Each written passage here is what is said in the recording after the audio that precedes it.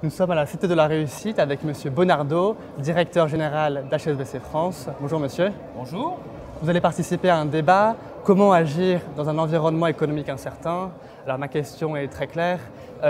Quelles sont les principales incertitudes financières et économiques pour HSBC et comment vous les traitez?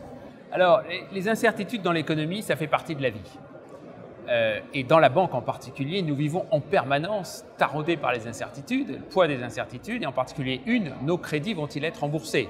Puisqu'on oublie trop souvent à quel point le métier que nous faisons, qui est prêter de l'argent, 5 ans, 10 ans, 20 ans, 30 ans, est en fait extrêmement risqué.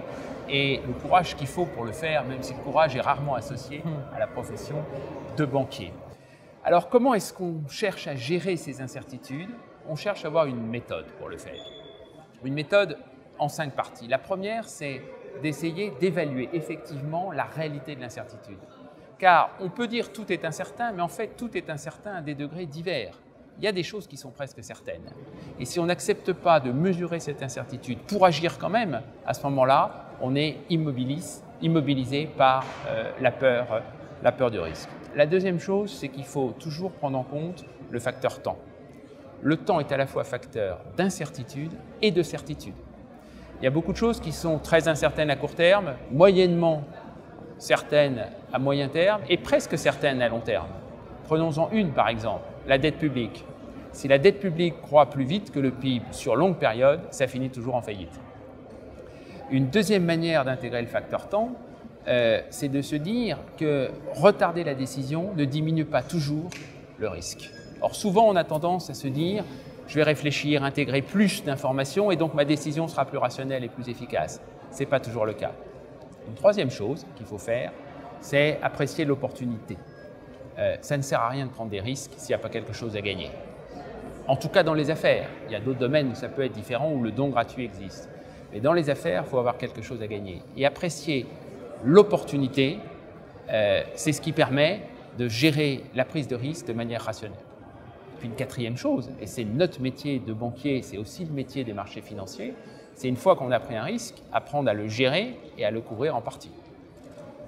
Les couvertures de taux, les couvertures de change, les marchés financiers sont des outils puissants pour permettre aux entrepreneurs de gérer leurs risques et de diffuser leurs risques vers des acteurs qui ont plus que la capacité de le prendre parce qu'on le coupera en de nombreux morceaux.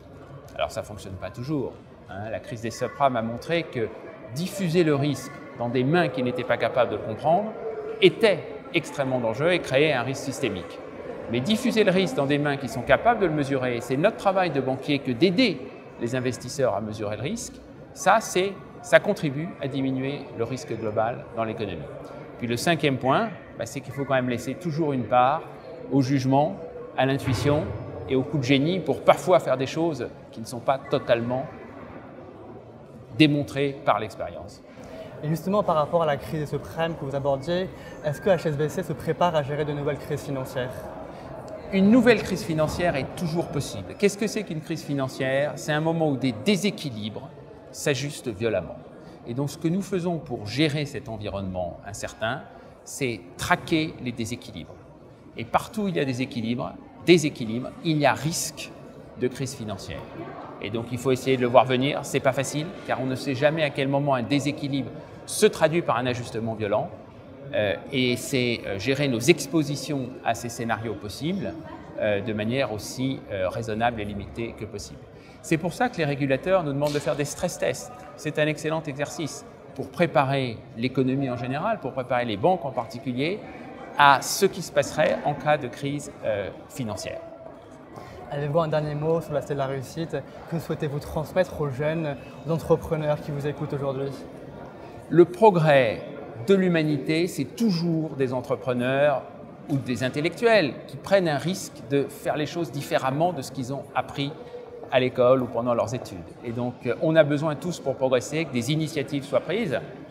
Et c'est le rôle des institutions et des banques en particulier que d'aider tout le monde à gérer ce risque pour qu'on continue dans la voie du progrès. Merci beaucoup, M. Bonardo. Merci à vous.